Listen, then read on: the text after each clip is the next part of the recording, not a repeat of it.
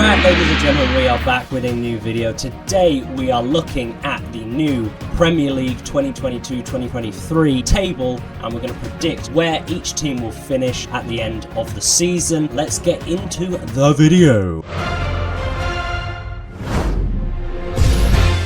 I have also taken into account all of the signings that have happened up until this video. So any that happen at the end of July and August, they won't be in this video, so take that into account. We are on the tier list website, and as you can see, I've blacked out the areas so you can't see who I have picked for each position at the moment. We'll start at relegation and we'll go up to the champions. In number 20th, I have Bournemouth, who obviously have just come up, and I think they're going to get relegated again, which could be a very big possibility for this season because their squad and the club just aren't big enough. I mean, with Eddie Howe, he did an absolute fantastic job for years with Bournemouth in the Premier League, but I just can't see their budget stretching enough to compete in the Premier League for a whole season. I think they're going to go down a bit like Norwich, but we'll have to wait and see. In 19th position, I have Fulham. I think could be a surprise for this season, but also a bit like Bournemouth. You know, I just can't see them hanging it with the Premier League teams. I think they're going to be 19th. There's not much to say really on that one. So in 18th, I have Leeds. Yeah, I don't want Leeds to go down. And I don't think Miniminter, who supports Leeds from the Sidemen, I don't think he wants them to go down. I just can't see him getting that momentum because they've lost Calvin Phillips now. Calvin Phillips is gone. He's gone. And Rafinha could be out the door as well. I just can't see them doing incredibly well this season, especially since they were near the bottom. They were right near the bottom last season, so yeah, I'm gonna have them maybe just losing out on safety. So yeah, you just can't see it, can you? Like Calvin Phillips, yes, he was injured for a large majority of the season, and if Rafinha goes, then they're definitely I think gonna get relegated. Now in 17th, I have gone with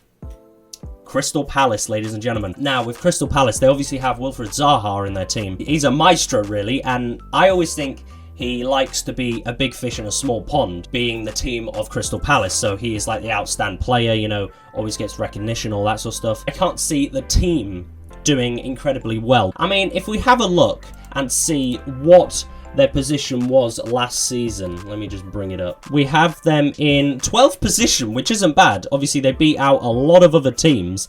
Well, they beat out 8 other teams. So, yeah, they didn't do incredibly bad at all. Yeah, I just can't see them doing very well. They've brought in 2 people. They've brought Sam Johnstone for free as well, which is good. So yeah, they obviously haven't put much into it. We've still got a lot in the transfer window, but that is where I think they're going to finish in 17th position. Next up is a big one, ladies and gentlemen. They also finished in 16th position, this team. I have actually put them in 16th position again, which is Everton, ladies and gentlemen. It's a tough one because obviously their team, they have a big club and some big players. I do think they were talking about, so Richarlison has left, or says here he is out to Spurs, which is mental. Yeah, that's not good for Everton at all. They brought in James Tarkowski. He's a pretty good centre-back, but being from Burnley, a relegated side, for Everton, yeah, if they don't bring more people in, they could be in serious trouble. So yeah, I'm going to leave them in 16th position, which was their position last season. Next, in 15th position, I have Southampton. They finished in 15th as well.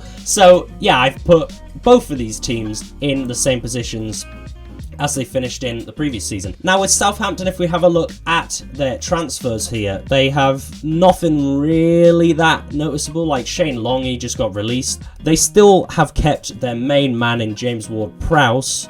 Obviously, me being a West Ham fan, we've been linked with him for months now, but it looks like he is going to stay for another season. So fair play to him. Yeah, I can't see them being any more than 15th position with the team they have. Now, in a 14th position, I've gone with Brentford. Now, Brentford have been really good, really good. Each season, they have done well. Last season, they were 13th position, which for a side that has come up a couple of seasons ago and are still in the mid-table battles is really good. Like a championship team coming up and sticking it out. It's fantastic. So kudos to them, but I think they are going to do one worse in this season than they did last season. Next up, in 13th position, I have gone with Brighton. I got a bone to pick with them. They cost us 6th position last season. Oh god, we played so badly in that as well. We scored first, and obviously they came back and done what Brighton does. Just against West Ham, no other team has much of a problem with them.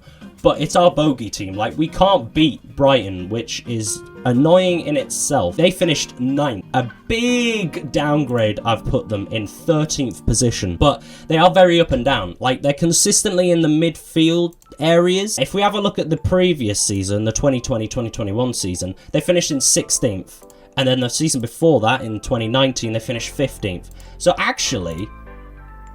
yeah, in 17th in 2018. So actually, this is their best finish probably ever. I don't know if it's ever, but it's a very good finish for them. But I think they're going to come down another 4 places and finish in 13th. Let's have a look and see, have they brought any big names in? They have brought 3 players in and released an absolute bunch. But they have also lost, I completely forgot about this guy right here in Basuma to Tottenham, which is a big miss for Brighton. He's a very good midfielder, young, very good, strong, all the above. So I think with who they've lost in this guy, and they've lost a hell of a lot of other players as well. But yeah, this guy, Basuma, is the biggest name they've lost, and I think he could be a real big miss for them. So yeah, I think they're going to finish 13th, 4 worse than the 9th they finished last season. Now, in number 12, I have gone with Steven Gerrard's Aston Villa. Now, with Aston Villa, they were having a bit up and down, a very turmoil season. Steven Gerrard coming in helped them out a lot, even though at the end they finished in 14th position last season. I am actually going to put them 2 places up in 12th, because I think they will. I think they're going to keep progressing, especially with Steven Gerrard as their manager. They've obviously brought Philippe Coutinho back to the side. They've signed him until 2026. Obviously, he's going to get a bit older.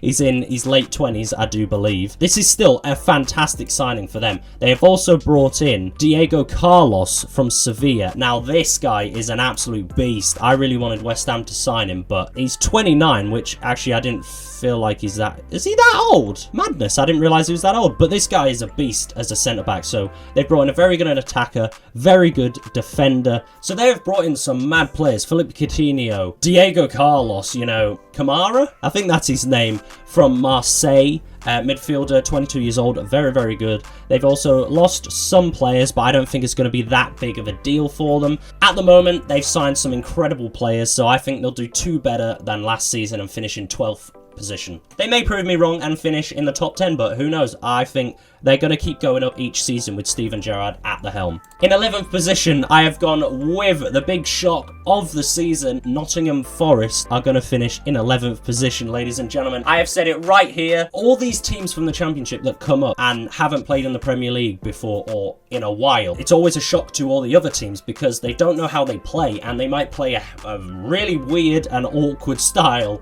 So it takes a long time for the Premier League team or the Premier League regular teams to get a grips with how these smaller teams play, and I think Nottingham Forest will be that. They could finish higher than 11th, but I'm going to be realistic. They've got Dean Henderson on loan, so the keeper from Man United. Now that's a good signing right there.